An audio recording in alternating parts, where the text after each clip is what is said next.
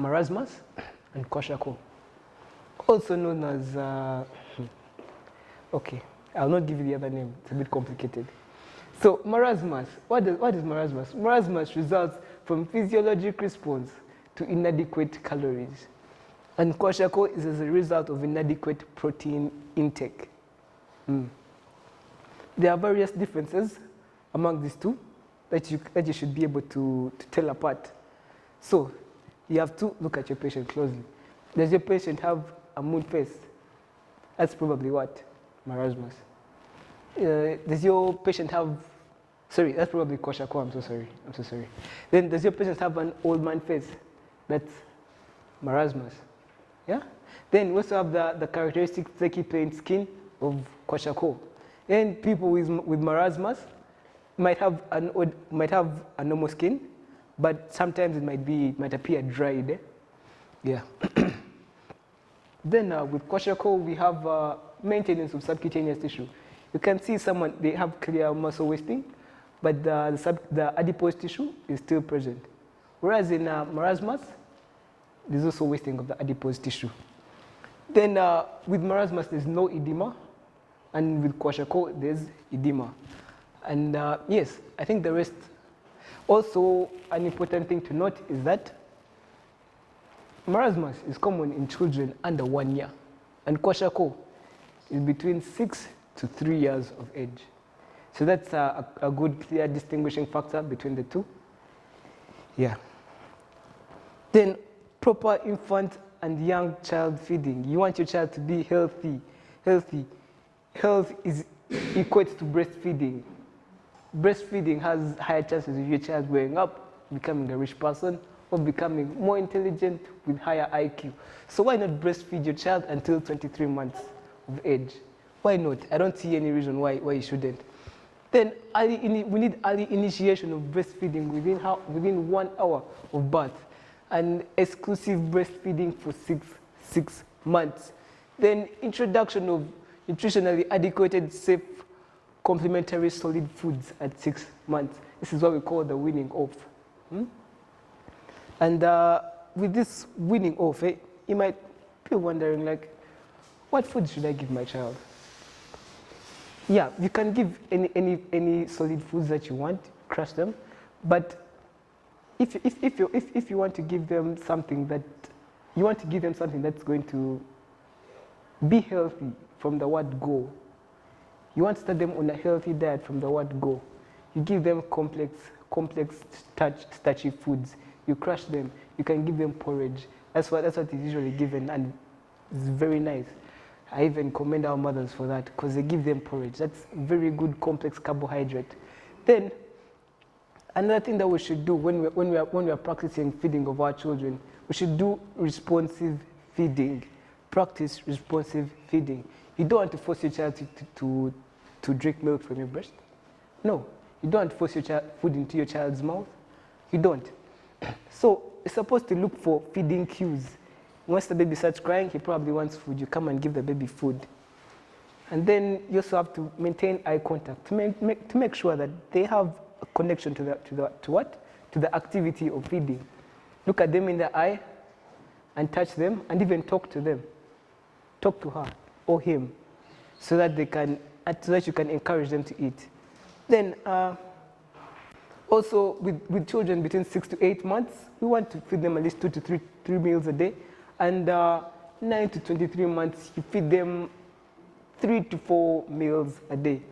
And also it's important to achieve minimum dietary diversity, which is like feeding them different things. You don't feed your child the same thing over and over again. I have a list of things that you can actually give your children in case you want it. You just come to me and I'll give it to you. Maintain a balanced diet daily for all the children. So if you want to maintain this balanced diet, what exactly do we need?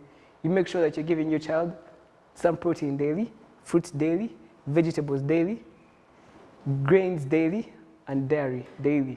Preferably low-fat dairy. Yeah, preferably, but you can give normal milk as well. So diabetes mellitus. Yeah, this is another lifestyle disease that needs to be addressed. which is why we're talking about it. This is a metabolic disorder characterized by chronic elevated blood sugars resulting from deficiency in insulin secretion and insulin action. You can have deficiency in the insulin secretion or deficiency in the action of the insulin. So there's type 1, which is due to destruction of the pancreas, and we know that beta cells are the ones responsible for secretion of this insulin. Then we have type 2 diabetes, characterized by varying degrees of dysfunction of insulin producing cells, from loss of insulin secretion to insulin resistance. Yeah, that is self-explanatory. So it is important to have a dietitian on site in your hospital. Immediately you diagnose someone with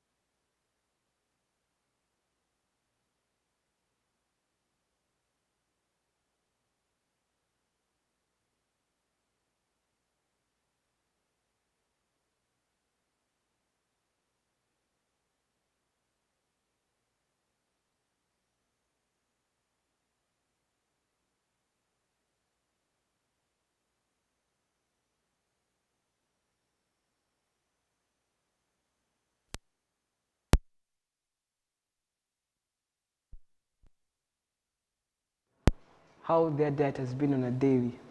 Look at their 24-hour recall. Look at how they go through their week, what they be eating, where they get their food from. This will give you a clear indicator of what's causing the diabetes. Yeah? So then, that's the importance of having a dietitian on site. Then you go ahead to advise them on what way they can change this. So now, we're going to look at the symptoms. Yeah, I've said them.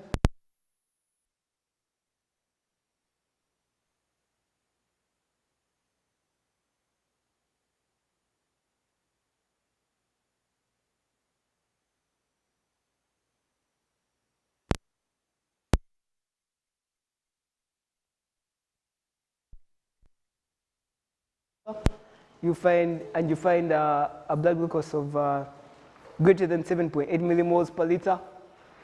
That's when you suspect diabetes. You don't confirm, you suspect. That will tempt you to go for a fasting blood glucose.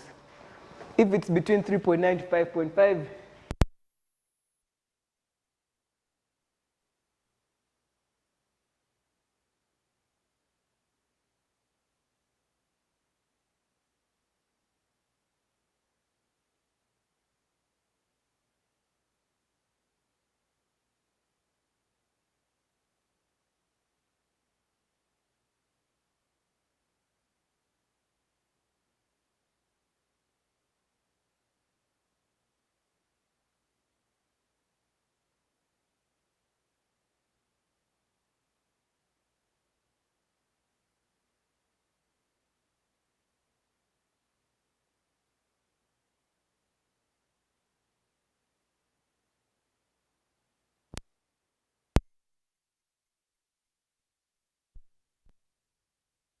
women in gestational diabetes, it's a bit lower, with a fasting blood glucose of 5.1 to 6.9 being indicative of high blood glucose, of diabetes, gestational diabetes, and 1 hour post-load glucose, post-load plasma glucose.